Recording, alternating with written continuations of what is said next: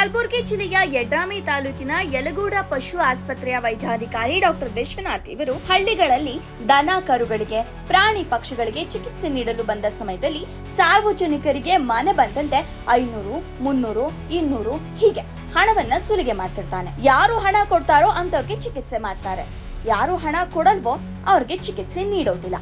ಕೇಳಿದ್ರೆ ನೀವೇನ್ ಮಾಡ್ತೀರಿ ಮಾಡ್ಕೊಳ್ಳಿ, ನನಗೆ ಯಾರು ಏನು ಮಾಡೋಕೆ ಆಗೋದಿಲ್ಲ, ನಿಮ್ಮಂತವ್ರನ್ನ ಬಹಳ ಮಂದಿಗೆ ನೋಡಿದ್ದೀನಿ ಎಂದು ರಾಜಾರೋಷವಾಗಿ ಸಾರ್ವಜನಿಕರಿಗೆ ದಬ್ಬಾಳಿಕೆ ಮಾಡುತ್ತಿದ್ದಾನೆ. ಕೂಡಲೇ ಅವರನ್ನ ಅಮಾನತುಗೊಳಿಸಬೇಕೆಂದು ಕರ್ನಾಟಕ ರಾಜ್ಯ ರೈತ ಸಂಘ ಹಾಗೂ ರೈತ ಸೇನೆ ಜಿಲ್ಲಾ ಕಾರ್ಯಾಧ್ಯಕ್ಷರಾದ ಸಂತೋಷ್ ಗೌಡ ಜಿಮಾಲಿ ಪಾಟೀಲ ಅವರು ಒತ್ತಾಯಿಸಿದ್ದಾರೆ.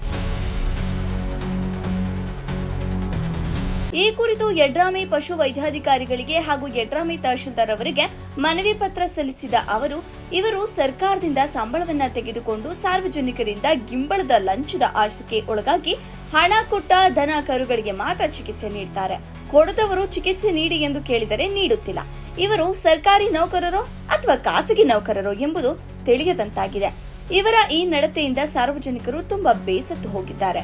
ಕಾರಣ ಕೂಡಲೇ ಡಾಕ್ಟರ್ ವಿಶ್ವನಾಥ್ ಯಲಗೂಡ ಇವರ ಮೇಲೆ ಸೂಕ್ತ ಕಾನೂನು ಕ್ರಮ ಕೈಗೊಂಡು ಅವರನ್ನ ಅಮಾನತುಗೊಳಿಸಬೇಕೆಂದು ಆಗ್ರಹಿಸಿದ್ದಾರೆ.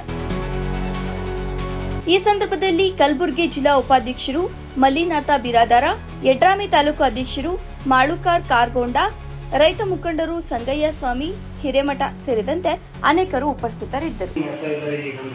ಸುಮಾರು ಹಳ್ಳಿಗಳಿಗೆ ಬಂದ್ರಂದ್ರೆ ಸಹಕಾರ ಮಾಡ್ತಾ ಇಲ್ಲ ಎಲ್ಲ ರೈತರು. ರೊಕ್ಕ ಕೊಡ್ರಿ, 300 ಕೊಡ್ರಿ, 500 ಕೊಡ್ರಿ, 200 ಕೊಡ್ರಿ, ಅದು ಆ ಥರ ಹೇಳ್ತಿದ್ದಾರೆ. ಅವ್ರ ಮೇಲೆ ಆಕ್ಷನ್ ತಗೊಳಿಸ್ತಾರೆ.